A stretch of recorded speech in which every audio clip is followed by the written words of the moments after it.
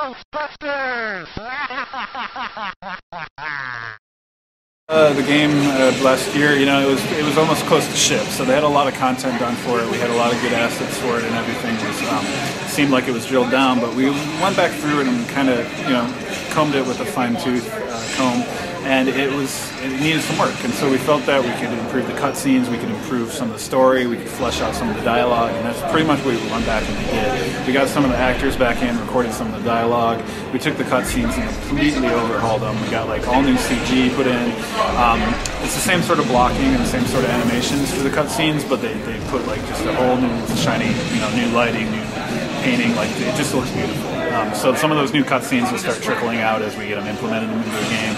And if you look back and forth, I mean that's my biggest favorite, most personal thing about it is like I'm just really happy we had that time to go back and rework and make everything feel a lot more cinematic.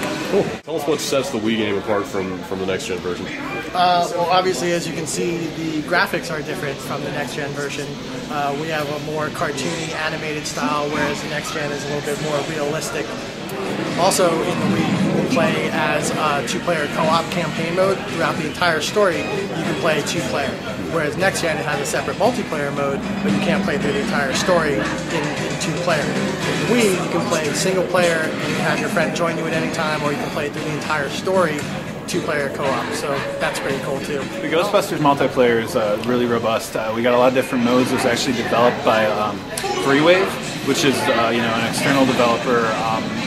TRI kind of brought them on board to do the multiplayer aspect all themselves. They kind of just worked with TRI's engine, the Infernal engine, to build the multiplayer to create its own new experience from the ground up, and it's really fantastic. You get to play as the you know, you can play as the four Ghostbusters, you can play as the new recruit.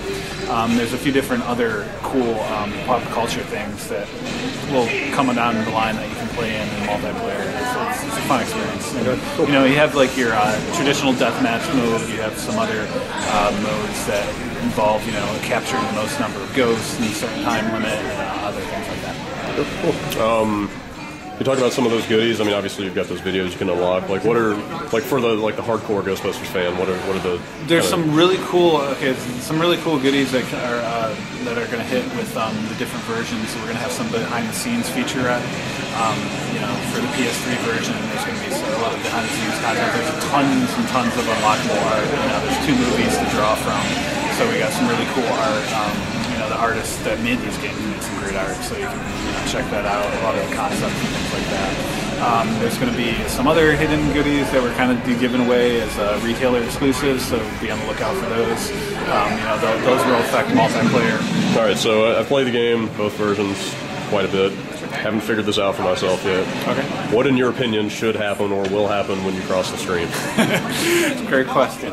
All right, so I mean, traditionally, if you want an authentic Ghostbusters experience, when you cross the streams, poof, the world disappears. Everything just goes white. And actually, when you do cross the streams in this version, you got to cross all 4 streams. You can't just cross 2 or 3 or whatever. If you cross all 4 streams, you'll get a kind of a warning, and if you hold it on for too long, the screen will go white, and you will get a game over. The whole world blows up. And the world blows up. Very, very nice. But it doesn't. I don't think it says the world blows up. I think it's just game over. But I haven't done it yet because I like the world. So. The destruction of reality. It's a good. Yeah, it's implied, right? Yeah, it's implied.